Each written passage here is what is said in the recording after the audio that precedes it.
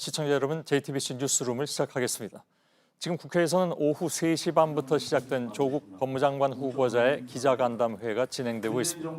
원래 오늘은 여야가 합의했던 조국 후보자의 청문회 날이죠. 그러나 증인 문제를 두고 여야가 이견을 좁히지 못하자 민주당과 조 후보자는 기자들을 상대로 직접 소명에 나선 것입니다. 조 후보자는 딸 논문과 사모펀드 등 자신을 둘러싼 여러 가지 의혹에 답했습니다. 풀린 것도 있고 풀리지 않은 것들도 있는 것 같은데 뉴스룸에서 하나씩 좀 짚어보겠습니다. 먼저 현장에 나가 있는 서복현 기자를 연결하겠습니다. 자, 서복현 기자, 잠깐 휴식 시간이 있었다고 들었습니다. 6시부터 7시까지는 쉬었는데 다시 간담회는 지금 진행이 되고 있겠죠?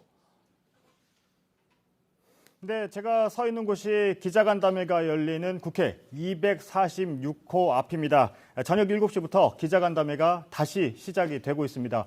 오후 3시 반에 시작을 해서 6시쯤 저녁 식사와 휴식을 위해 잠시 중단을 했다가 저녁 7시부터 재개를 한 거니까 순수한 간담회 시간만 따지면 3시간 반가량 이어지고 있는 겁니다.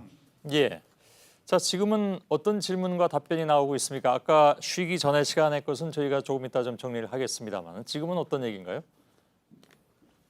네, 7시 이후에 재개된 이후에 나온 질문과 답변 몇 가지 소개해 드리겠습니다. 먼저 조 후보자의 딸에게 장학금을 준 노환중 부산의료원장이 대통령 주치의 선정에 역할을 했다. 이런 문건이 나온 것에 대해 질문이 있었는데요. 이에 대해 조 후보자는 주치의 선정에 일절 관여한 적이 없고 민정수석의 업무도 아니었다고 부인했습니다.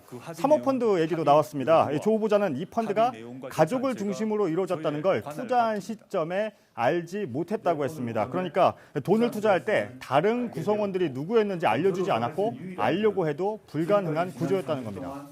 예. 그것은 알려주는 것이 불법이기 때문에 알 수가 없었다 이런 해명이었던 것으로 기억을 하고 있습니다. 혹시 지금 검찰 수사에 대해서도 얘기가 나오고 있나요? 네, 그렇습니다. 검찰 수사에 대한 입장을 묻는 질문도 나왔는데요. 이렇게 말했습니다. 얘기하게 되면 비판적 의견을 표명한다거나 그렇게 해석되기 쉬워서 답을 하지 않는 게 검찰 수사의 중립을 지켜주는 방법이라고 생각한다. 이렇게 말했습니다. 예. 지금 사실 청문회가 어려워진 상황에서 이런 형태의 기자간담회를 갖는 것은 처음이기도 합니다. 진행 방식은 어떻게 되고 있습니까? 네, 간담회 영상을 보시면 알겠지만요. 기자들이 질문을 하면 조 후보자가 하나씩 답변을 하고 있습니다. 질문을 하고 싶은 기자들이 손을 드는 방식인데요. 질문자 선정은 민주당 홍익표 수석 대변인이 하고 있습니다. 필요에 따라서 추가 질문도 이어지고 있습니다. 예. 질문이 예를 들어서 한 번, 두 번으로 끝나는 것이 아니라 잘 풀리지 않으면 지속적으로 계속 질문이 간다든가 하는 현상도 볼 수가 있습니까?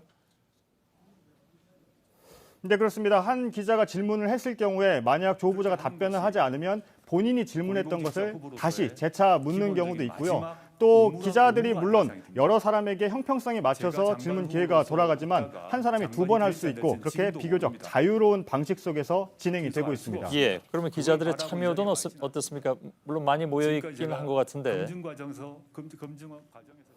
네, 이동이 있긴 하지만요. 현재 간담회장에는요. 기자들을 포함해서 100명 가까이가 자리를 하고 있습니다. 질문과 답변은 일단 끊이지 않고 계속되고 있습니다. 조 후보자는 오늘 시간 또 질문에 제한을 두지 않겠다고 말했습니다. 현장에서는 오늘 간담회가 자정 혹은 자정을 넘겨서까지 이어질 수 있다. 이런 얘기가 나오고 있습니다. 예, 예상보다 더 늦어지고 있는 것 같습니다. 끝나는 시간이 좀 지켜보도록 하죠.